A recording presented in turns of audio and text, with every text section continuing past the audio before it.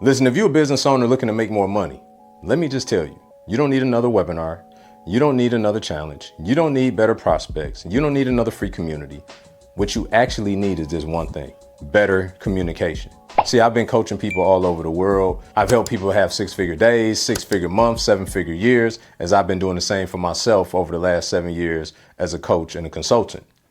And what I realized is it don't matter how fancy and how good your webinar is. It don't matter how pretty your funnels are. It don't matter how great the prospects are. Until you learn how to communicate effectively to get the outcome that you desire, you're never going to make more money. You're just going to be doing more work. So in this video today, I'm going to give you 5 principles that will turn your conversations into more cash flow. Okay. By the way, if this helped you, all I ask that you do is like it, subscribe to the channel if you aren't already, and send this to somebody else that it could help. All right. Is that fair? Okay. So let's get into these 5 principles to improve your communication. All right. 5 principles for cash flow. 5 principles for conversation that cash flows. So the first one is this: you have to think with the end in mind. You have to think with the end in mind. Okay. What does that mean? So every time, before I say that, let me say this. So for the last 7 years that I've been online creating videos to help people accomplish whatever they wanted to do in business, I've missed probably 5 scheduled days of posting. Now, I know for some of y'all that just freaked you out. You are ready to just keep scrolling. But here's what I want you to know. For those of you that worry about running out of content, you have to understand that there's no such thing. See, everybody every day has problems. And if you can get very specific about who you help based on your skill set, based on your talent, based on your gifting, then whatever their problems are, you will always have a solution for it. As a result of that, you always got content, because the content should never be about you. It should always be about them. Is that fair? Okay. So when I say that you want to think with the end in mind before you start any conversation, this is what I mean. If I'm doing a webinar, as an example, okay, what is the goal of this webinar? This is what the goal of your webinar should be: to kill the limiting beliefs of your ideal client, to install new beliefs of your ideal client, to kill all the objections of your ideal client, to answer all the doubt that they're thinking that's inhibiting them to doing the thing that you're trying to show them to do.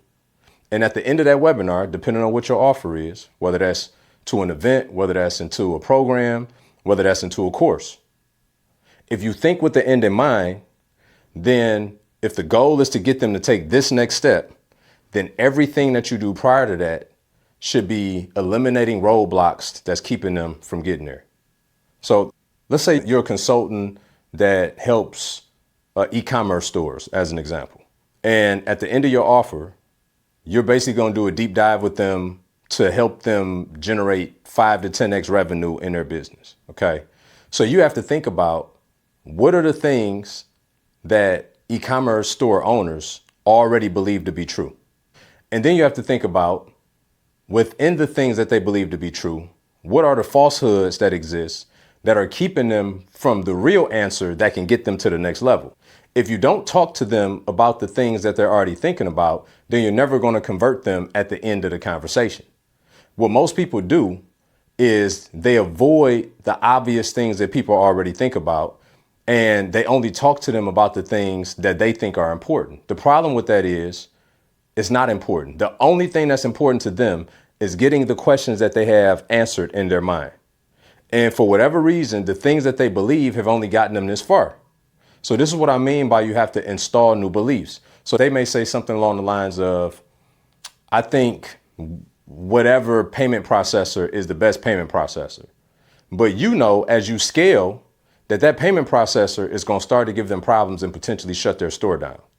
So because you know that, you need to teach them the consequences of continuing to use the most standard payment processor that most people use in the industry.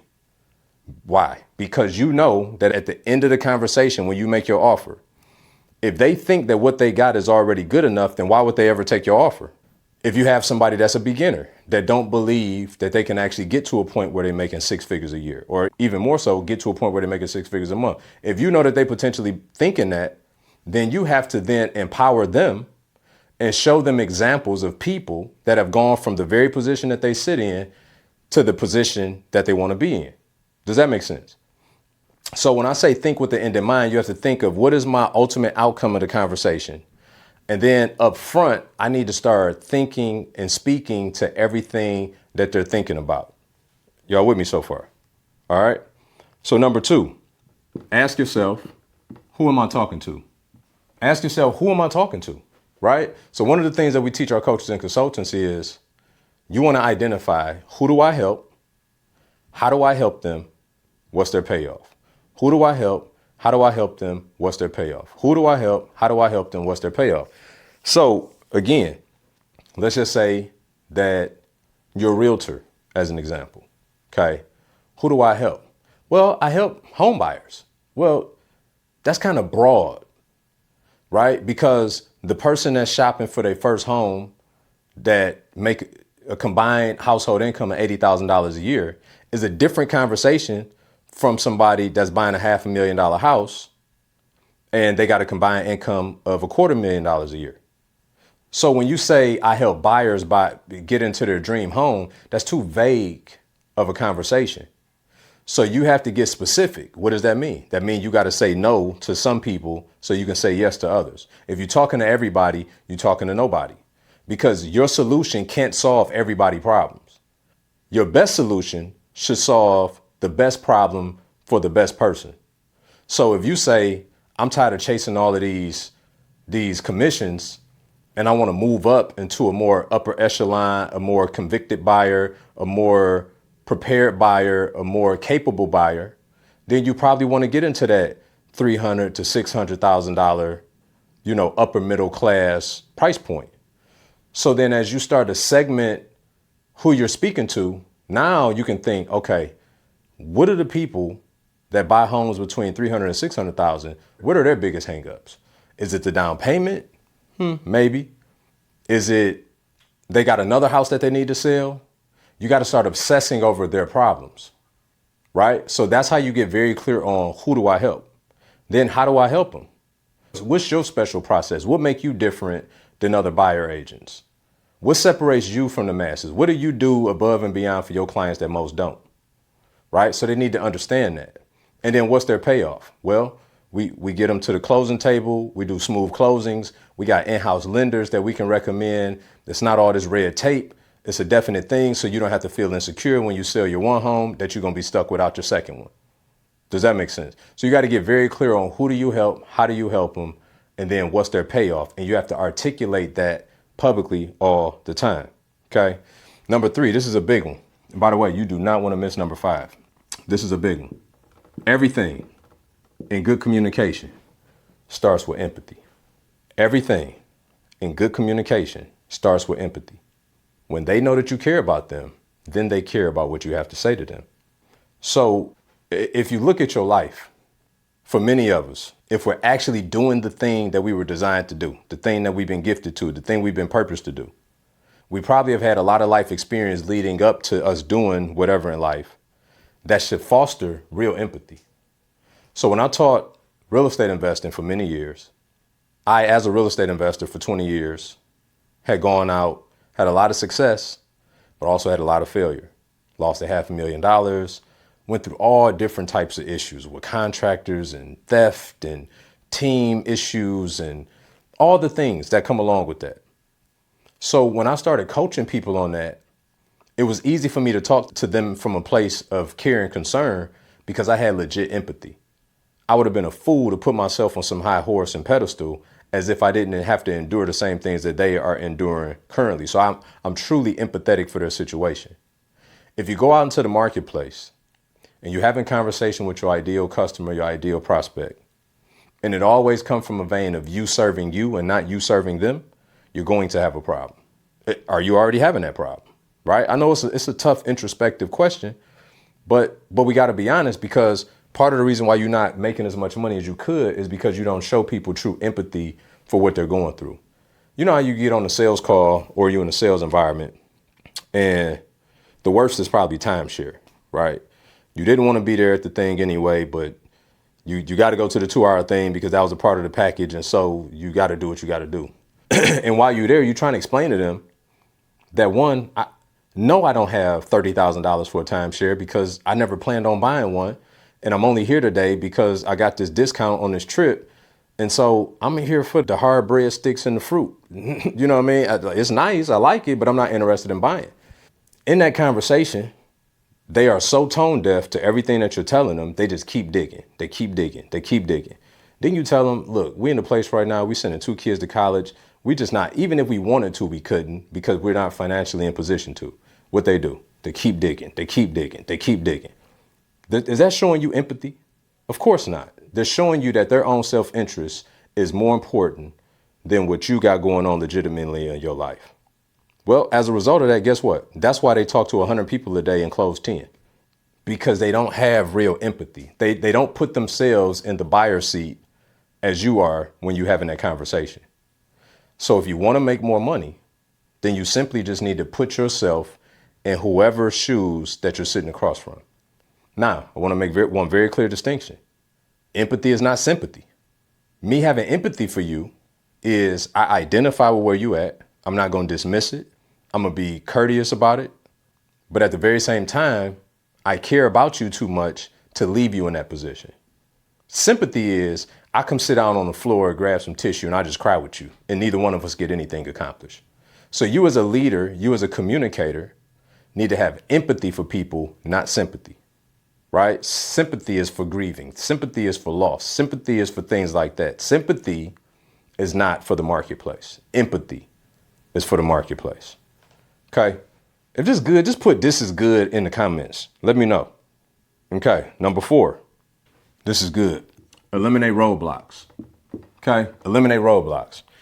Everybody is dealing with a general scope of the same problem. People don't have time. People don't have money. People don't have the right beliefs. People have been scammed. People have been burnt. People, it's not the right time, right? So on one hand, they don't got time. On the other hand, it's not the right time. If you know that, then your job is to not avoid those things. It's to address them up front. See, if I'm in a sales presentation and I'm talking to a potential client, and I'm taking them through my process, right? So for those of you that know my process, our sales process is profile, understand, diagnosis, prescription, PUDP, sales framework. Go back and watch the other YouTube video if you are interested in learning a very strategic and not salesy sales process, okay? So as I'm going through PUDP, I get the profile on them. They fill out a form of some sort. I get to read that, observe it.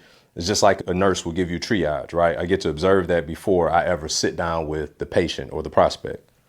As a result of that, I start to form certain thoughts, opinions about what their current situation is. But then when I move to understanding, which is the you, I don't want to understand based on what I assume. I want to understand based on their perspective. So as an example, I may be on a call with a prospect and they say something like, you know, I don't come from a lot of money. I was actually taught that money was evil. And as a result of it, I just never really pursued the more that I believe that I actually desire. And I've somewhat convinced myself that I really don't deserve more. And that if I get a bunch of money, I'm almost scared of success. What a bad communicator would do is say, oh, wow. Okay. Yeah, I totally get that. So here's what we do. Y'all been there before, right? Maybe some of y'all been that before. That's bad communication, poor communication. The better communication is, hey, so before we move on, I just, Joe, you mentioned some things about, how you grew up in poverty and how you thought that money was evil and, it's caused you to not pursue things kind of wholeheartedly. You want more, but you're kind of scared of more. Can we unpack that a little bit? What is that? Empathy. But what is it also? Removing roadblocks. It's irresponsible and arrogant of me to blow past something that somebody has just identified that's a problem for them and keep talking to them because my sales script said to do this next. That's horrible communication. Go find something else to do, because making money in business won't be your thing. Not for long. I can promise you that. Right? We cannot manipulate people. We have to help to persuade people. Manipulation is getting you to do something, convincing you to do something for my benefit. Persuasion is to help you see a different perspective to do something for your benefit. But you can only do that from a place of empathy. To slow down and ask them, so let me ask you, in what specific ways has that impacted you? Your belief system about money. And also, I want to know, what do you think is different now that will allow you to pursue this endeavor wholeheartedly? Let them talk. Because until you get past the roadblock, they're not buying your thing. That's why you get to the end of the call and they say, let me think about it. Because they're still thinking about the thing that you never address. Poor communication. All right? Y'all ready for number 5? This is good. You got to ask yourself, how do they feel? Every time that you attempt to address somebody on a webinar, that you attempt to address somebody on a challenge, that you attempt to address somebody on a sales call, that you attempt to address somebody from stage, you have to ask yourself, when I say this, how and what are they going to feel as a result of what I said? Why is that so important? Probably not for the reasons that you think.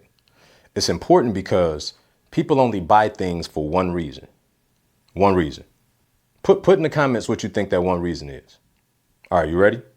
People buy things for one reason only, and that reason is because they feel like it. Simply because they feel like it. So your job is to create an environment that makes them feel like it. How do you do that?